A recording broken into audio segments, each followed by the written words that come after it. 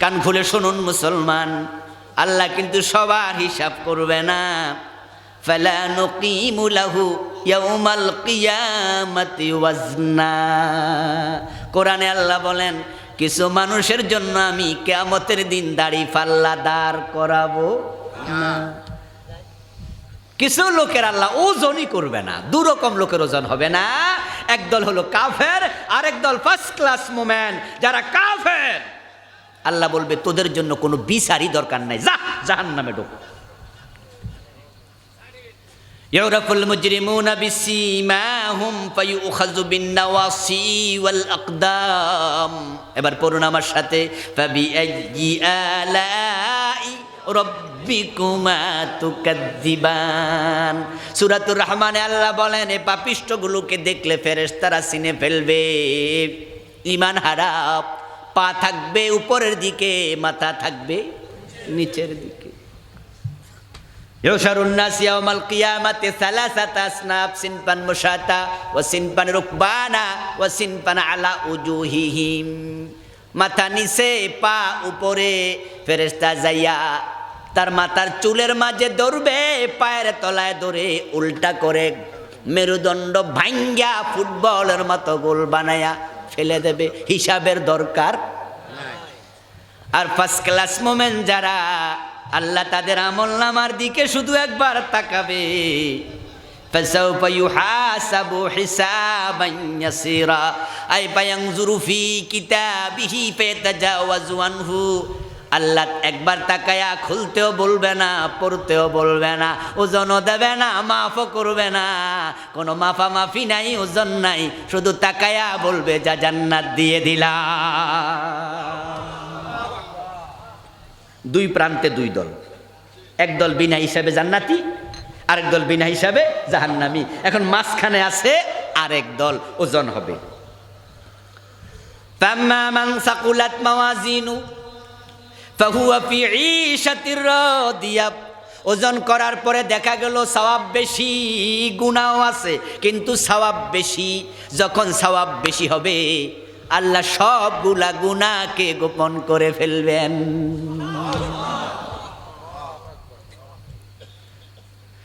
আমাদেরও গুনাহ আছে, কম বেশি গুনাহ আমরাও করি, কিন্তু একটা জিনিস মাথায় রাখবেন, গুনাহ বেশি করা যাবে না, নেক আমল বেশি করতেই। গুনাহ কিছু হয়ে যাবে, বাঁচতে চাইলেও বাঁচতে পারবেন না, মানুষ হিসাবে কিছু হবে, তাওবা করবেন, তাওবা করবেন, তাওবা করবেন, গুনাহ বর্জনের সিদ্ধান্ত নেবেন। কিন্তু আপনি যদি জান্নাত প্রথমেই পেতে চান, নেক আমল বেশি করতেই। চান্স পাইলে নেক আমল, চান্স পাইলে নেক আমল, চান্স পাইলে জিকির আজকার, চান্স পাইলে ইবাদত, দান, সাদাকা। আল্লাহ ওজন করার পরে যদি দেখেন গুনাহ বেশি, সওয়াব কম, এবার তাকে রাসূল সুপারিশ করবেন। রাসূল দৌড়ায় আসবেন, এসে বলবেন, আল্লাহ এটা আমার উম্মত, আমি তার পক্ষে সুপারিশ করছি। সে গুনাহগার, গুনাহ বেশি, কিন্তু আমারে ভালোবাসতো। আল্লাহ ভুল কইরা গুনাহ কইরা লাইছে, আমি নবী তার জন্য সুপারিশ করছি। সুপারিশের কারণে আল্লাহ গুনাহগারকেও জান্নাত দিয়ে দেবে। ইশফা তুশাফা, আপনি সুপারিশ করলে আমি ছাড়বো। কিন্তু কিছু মানুষ আছে, নবীও সুপারিশ করবে না। সুপারিশ পাইতে হলে নিজেকে রাসূলের সুন্নাহর আলোকে সাজাতে হবে। যে মানুষগুলো সুপারিশ পায় নাই, আল্লাহ তাদেরকে জাহান্নামে ফেলে দেবেন। শাস্তি হবে অপরাধের আলোকে। আমাদের দেশে যখন হাকিম শাস্তি দেয়, 10 জন অপরাধীর আজকে বিচার হয়েছে, 10 জন রে জেল দিছে। 10 জনের অপরাধ একরকম না 10 রকম হয়? জেল একরকম না 10 রকম? কারো জন্য 1 বছর, কারো 6 বছর, কারো 10 বছর, কারো যাবত, কারো আবার 3 দিন 5 দিনও আছে, অল্প। এইভাবে আল্লাহ তাআলা জাহান্নামে দেবেন। তারপরে লোকগুলো জাহান্নাম থেকে সময় শেষে মুক্তি পাবে। মুক্তি পেতে পেতে অবস্থা এমন হবে, আল্লাহ তাআলা সিদ্ধান্ত নেবেন, আমি জাহান্নামের দরজা চিরতরে বন্ধ করতে চাই। তাই তিনি ফেরেশতাদেরকে বলবেন, ইযহাবু ফিন্নার, জাহান্নামে যাও, ফাখরিজু মিনহা মান কানা ফি কলবিহি মিসকালু হাববাতিন মিন ঈমান। আমার ইমানদার বান্দা যে কয়জন আছে জাহান্নাম থেকে বের করে নিয়ে আসো। ইমান দামি জিনিস, আপনার জান্নাত আছে, শাস্তি ভোগ করতে করতে কালো হয়ে গেছে, এমন কালো হয়েছে ফেরেশতা এখন তারে আর খুঁজাও পায় না। এর সাথে আর লাকড়ির সাথে কোনো পার্থক্য নেই। কালো হইতে হইতে হইতে হইতে ফাইন্নাহু ইয়াকুনু হুমামা, লাকড়ি জ্বালাইলে যেমন অঙ্গার হয়ে যায় সেরকম অঙ্গার হয়ে যাবে। আল্লাহ তাআলা বলেন ফেরেশতারা ইমানদার জাহান্নামে থাকবে না, বলেছি না সবাইরে নিয়ে আসো। ফেরেশতারা বলবে আল্লাহ সবাই তো নিয়ে আইছি, তারা মুক্তি পেয়ে জান্নাতে চলে গেছে। আল্লাহ বলবেন না না, এখনো একজন বাকি রইছে। কান খুলে শোনো, ফেরেশতারা শুনবে জাহান্নামের প্রধান ফেরেশতার নাম মালিক। আল্লাহ বলবে মালিক তুমি দেখো জান্নাত থেকে আওয়াজ আসছে, জাহান্নাম থেকে আওয়াজ আসছে। মালিক ফেরেশতা কান পেতে শুনবেন জাহান্নামের ভিতর থেকে তাসবির আওয়াজ আসছে, সুবহান কুদ্দুসুন রব্বুনা ওয়া রব্বুল মালাইকাতি ওয়ার রূহ। সুবহানাল্লাহ পড়েন। আল্লাহ বলবে দেখো দেখো জাহান্নামের ভিতরে আমার রব বলে ডাকতেছে, তাসবিহ পড়তেছে, ওরে ডাইকা নিয়ে আসো, ধরে নিয়ে আসো। ফেরেশতা মালিক শব্দ অনুসরণ করে জাহান্নামে যাবেন, গিয়ে দেখবেন এমন জায়গা থেকে শব্দ আসতেছে যেখানে কোনো মানুষ নাই। জাহান্নামের কিছু কীট পড়ে আছে, জাহান্নামের পোকামাকড়। তিনি জাহান্নামের পোকামাকড়গুলো সরাবেন, সরায়া তারপরে দেখবেন একটা লোক পড়ে আছে, পুরা দেহটা একবারে কালো অঙ্গার হয়ে গেছে, কিন্তু তার কপালে সেজদার জায়গাটুকু বাকি আছে। জাহান্নামের আগুন সেজদার জায়গাটা খায় নাই। সুবহানাল্লাহটা আসতে হয়ে গেল। ও নামাজিরা সুবহানাল্লাহ পড়েন। জাহান্নামের আগুন সেজদার জায়গা খাবে না। নামাজের দরকার আছে না নাই? নামাজ পড়বেন না, উপায় নাই, উপায় নাই। ওই বেটা লাকড়ি হয়ে গেছে, ফেরেশতা মালিক তাকে টেনে তুলে বসাবে, টেনে তুলে বসায় বলবে চলো তোমার মুক্তির ঘোষণা এসে গেছে। সামান্য পরিমাণ ঈমান তোমার অন্তরে আছে। আল্লাহ তাআলা ঈমান রে এত দাম দেয়, যার অন্তরে ঈমান আছে তাকে চিরস্থায়ী জাহান্নামী বানাবেন না। এখন লোকটা যাবে জাহান্নাম থেকে বের হতে চাইবে কিন্তু পারবে না। ফাইন্নাহু ইয়াখরুজু মিনান নারে হাবওয়া, সে বের হবে বলেই নাই, হাঁটতে পারে না, একবারে কাঙ্গাল হয়ে গেছে, জ্বলে পুড়ে ছাই হয়ে গেছে। সে এবার কি করবে? তার পাছার উপরে, নিতম্বের উপরে, ব্যাক সাইড, বোঝেন তো পাছা, বোঝেন তো নাকি? এটা আবার গালি না তো? আচ্ছা, আল্লাহ হেফাজত করো। কারণ কোনো এলাকার গালি, কোনো এলাকার বুলি, এই শব্দ কইয়া উত্তরবঙ্গে ধরা পড়ছিলাম।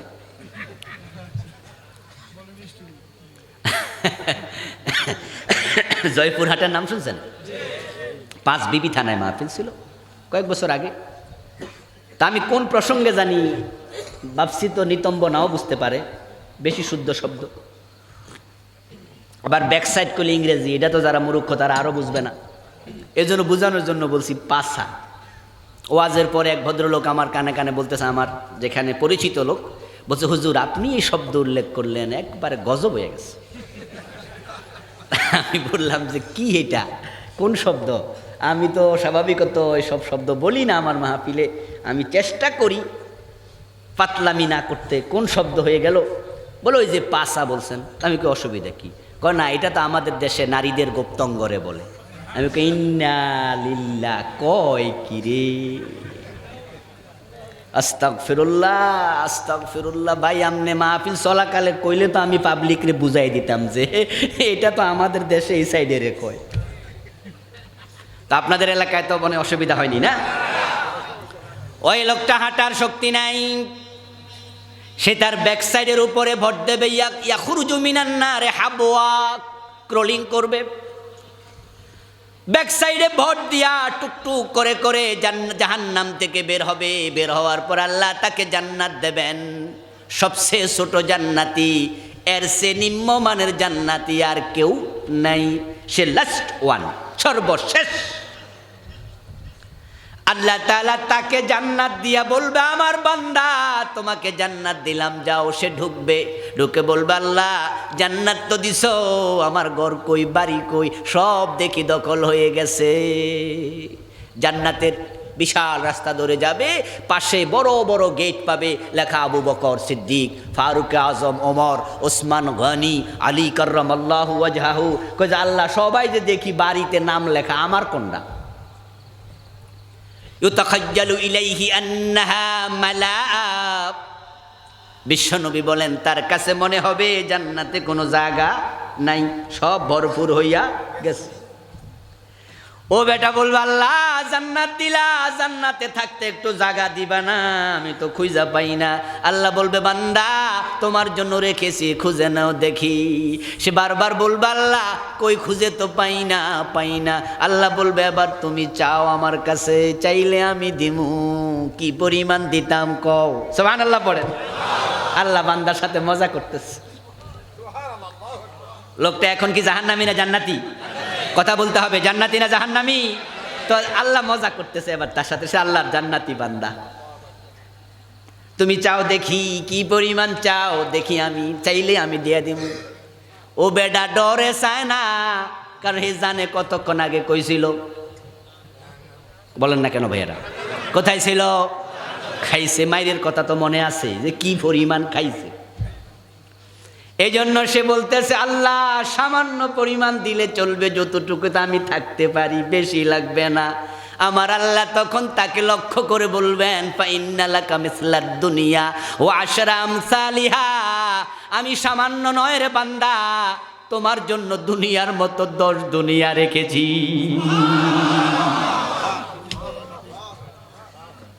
এটা তোমার ঈমানের পুরস্কার, এটা তোমার ঈমানের পুরস্কার, এটা তোমার ঈমানের পুরস্কার। তার আমল বড় কম, কিন্তু ঈমান ছিল সামান্য, এতে পুরস্কার। কালান নবী সাল্লাল্লাহু আলাইহি ওয়াসাল্লাম, আদনা আহলিল জান্নাতি মানজিলাতান লাহু 80 আলফা খাদেম। যে ব্যক্তিকে আল্লাহ সবার পরে জান্নাতে দেবে, এই লোকটা তাকে শুধু 10 দুনিয়া পরিমাণ জায়গায় দেবে না, তার খেদমতের জন্য জান্নাতে খাদেম দেবেন 80,000। 80 আলফা খাদেম। ইন্না ফিল জান্নাতে মিআতা দারাজা, মা বাইনা কুল্লি দারাজাতাইন কামা বাইনাস সামাই ওয়াল আরদ। ওকে থাকার জন্য যে জান্নাতটা দেবেন সেটা হবে 100 তলা উঁচু।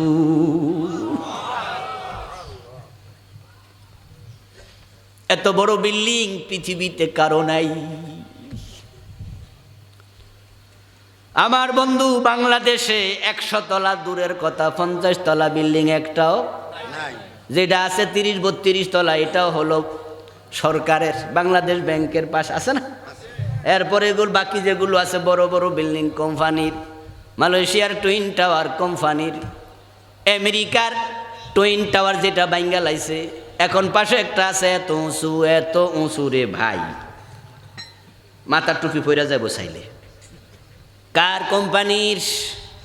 সরকারের ব্যাংক, সরকারের অফিস, ব্যক্তি মালিকানায় পৃথিবীতে 100 তলা বিল্ডিং কারো নাই। আমরা জানি উইলিয়াম বিল গেটস পৃথিবীর সেরা ধনী, কিন্তু তারও 100 তলা বিল্ডিং নাই। আর আপনি রিক্সাওয়ালা হন, দিন মজুর হন, ঠেলাওয়ালা হন, গরিব হন, জান্নাতি যদি হন, আপনি সবচেয়ে ছোট জান্নাতি হলে আপনার বিল্ডিংটা হবে কমপক্ষে 100। বানাইছে কি দিয়া? লাবানাতুম মিন যাহাবিন ওয়া লাবানাতুম মিন ফিদ্দাতিন। আবু হুরায়রা রাদিয়াল্লাহু তাআলা আনহু বিশ্বনবীকে প্রশ্ন করেছিলেন, হুজুর এত সুন্দর বিল্ডিং 100 তলা বড় করে আল্লাহ বানাবে, বানাইছে কি দিয়া? আমি জানলে একটু ভালো লাগতো। রাসূল বলেন, ওই বিল্ডিং এর একটা ইট হবে স্বর্ণের, আর একটা ইট হবে রূপার তৈরি। মিন যাহাবিন আনিয়াতুহুমা ওয়া মা ফীহিমা ওয়া মিন ফিদ্দাতিন আনিয়াতুহুমা ওয়া মা ফীহিমা। এমন জান্নাত আল্লাহ আমাদের ইমানের পরিবর্তে দেবেন, ইমানের বিনিময়ে দেবেন। ইমান হারাইও না মুসলমান, জান্নাত অপেক্ষা করছে। এই জান্নাত আল্লাহ বানাবেন না বানাইয়া ফেলছেন, রেডি আছে, রেডি আছে। আল্লাহর হাবিব বলেন জান্নাতের ভিতরে পান পাত্র, গটি বাটি যা আছে ব্যবহারের সামগ্রী, তোমার সোফা, তোমার খাট, তোমার দেয়াল, তোমার ওড়না, তোমার কাপড়, তোমার সোফর, তোমার গাছগাছালি, জান্নাতে যা পাবে ওই জান্নাতের সব হবে স্বর্ণ এবং রূপার তৈরি। জান্নাতের গাছগাছালি গুলাও হবে স্বর্ণের তৈরি। এই জান্নাত আল্লাহ দেবে, কোনোদিন কেড়ে নেবে না। আচ্ছা, জান্নাত যে আছে আমাদের বিশ্বাস ঠিকঠাক আছে তো? কোনো সন্দেহ নাই তো? এখন জান্নাত পেতে হলে ইমানটা লাগবে। ইমানটা চলে গেছে মানুষের কিভাবে? আবার শুনুন, ইমান চলে যায় মানুষ যখন কুফরি করে, মানুষ যখন শিরিক করে, মানুষ যখন নেফাক করে, তখন ইমানটা হারায়া যায়। সে বুঝে নাই, কারণ এলেম নাই, শিখে নাই, পড়ে নাই। আচ্ছা, আপনারা আমার সামনে যারা আছেন, আলোচনা শুনছেন আজকে, আপনাকে যদি কোনো হিন্দু ধরে, কিডন্যাপার গ্রুপ ধরে কোনো মন্দিরে নিয়ে দুর্গা দেবীর সামনে বলে তারে সেজদা করো, রাজি হবেন? গুলি করলে রাজি হবেন? জবাই করলে রাজি হবেন? আমি মনে করি আমরা রাজি হব না। আমরা বলবো যে না, মাইরা লাও, মাইরা লাও, আমি এইটা করবো না। কারণ আপনি জানেন যে এটা করলে ইমানটা থাকবে না। তাই আপনি ভাববেন যে না, আমি মরে যাব, শহীদ হব, কিন্তু আমি ইমান হারাতে চাই না। আমার বন্ধু, আপনার এলেম আছে, আপনার এই ব্যাপারে এলেম আছে বিদায় আপনি বুঝলেন, কিন্তু যারা পীরের পায়ে সেজদা দেয় তারা ইমান হারাইল, কারণ এই ব্যাপারে তাদের এলেম নাই। কাদিয়ানি ইমান হারালো কেন?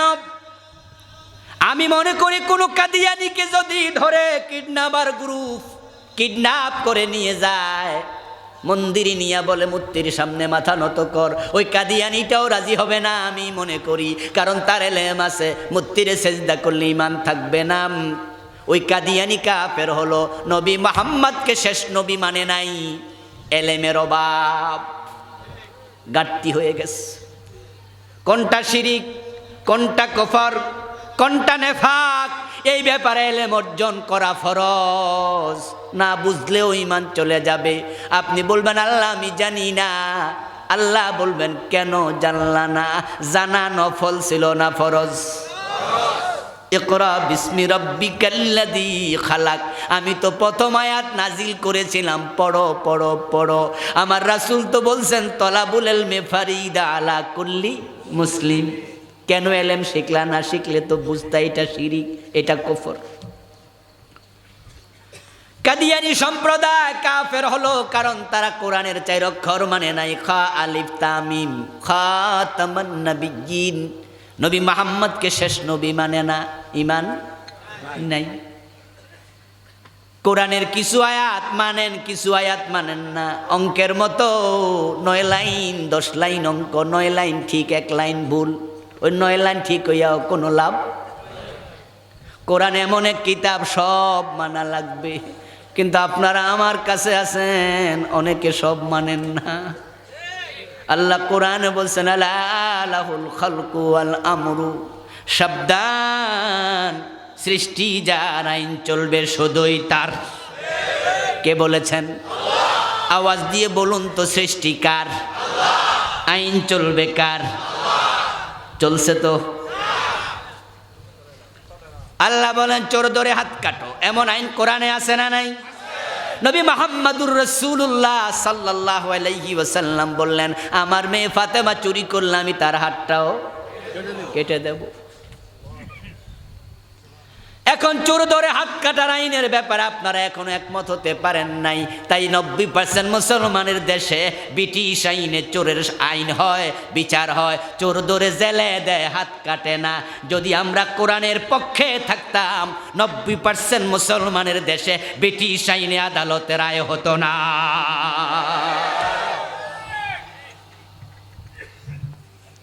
আল্লাহ বলেছেন জেনা করলে 100 বেত লাগাও, অবিবাহিত হলে আছে না, আযানিয়াতু ওয়াযানি ফাজলিদু কুল্লা ওয়াহিদিম মিনহুমা মিআতা জালদা। বিবাহিত হলে পাথর মারো, এমন বিধান ইসলামে আছে না নাই? এই আইন বাংলাদেশে কয়জনে মানছে? কোন আদালত রায় দিয়েছে? মদ পান করলে 80 বেত লাগাতে হবে, এমন আইন ইসলামে আছে না নাই? বাংলাদেশে মদ আছে না নাই? মদ খাওয়ার লোক আছে না নাই? কিন্তু 80 বেত কয়দিন দিছেন? হযরত ওমর রাদিয়াল্লাহু তাআলা আনহু তো নিজের ছেলেটাকেও রেহাই দেন নাই। তা আপনি নামাজে আল্লাহরে মানেন, রোজায় আল্লাহরে মানেন, আদালতে আর মানেন না। কিছু মানবেন, কিছু মানবেন না। আল্লাহর কসম আপনার ঈমানটা থাকবে। আমাদের আলোচনা শুনে কেউ কেউ মন্তব্য করে, হুজুর এসব ওয়াজ তো আগেও করছেন, এখনো করেন, কই লাভ নাই, হয় না তো কিচ্ছু, আল্লাহর আইনের তো দেখা মিলে না, এ ওয়াজ কইরা কি লাভ? এজন্যই তো আমরা এখন এ ওয়াজ আর করি না। শুধু নামাজের ওয়াজ করি, রোজার ওয়াজ করি, হজের ওয়াজ করি, পর্দার ওয়াজ করি, জিকিরের ওয়াজ করি, জাকাতের ওয়াজ করি। আল্লাহর আইনের ওয়াজ কইরা লাভ নাই। যারা করে তারারে ধরে জেলে দে, ফাঁসি দে, মারে, মাহফিল বন্ধ করে দেয়। এত ঝামেলার কি দরকার? আপনিও নামাজ রোজার ওয়াজ করেন, দেখবেন ঝামেলা থাকবে না। আমি বলি দোস্ত রে, আল্লাহর জমিনে আল্লাহর আইন কায়েম হলো কি হলো না সেটা আমার দেখার বিষয় না, কিন্তু ফোরা কোরআন বিশ্বাস করে আমাকে মরতেই হবে।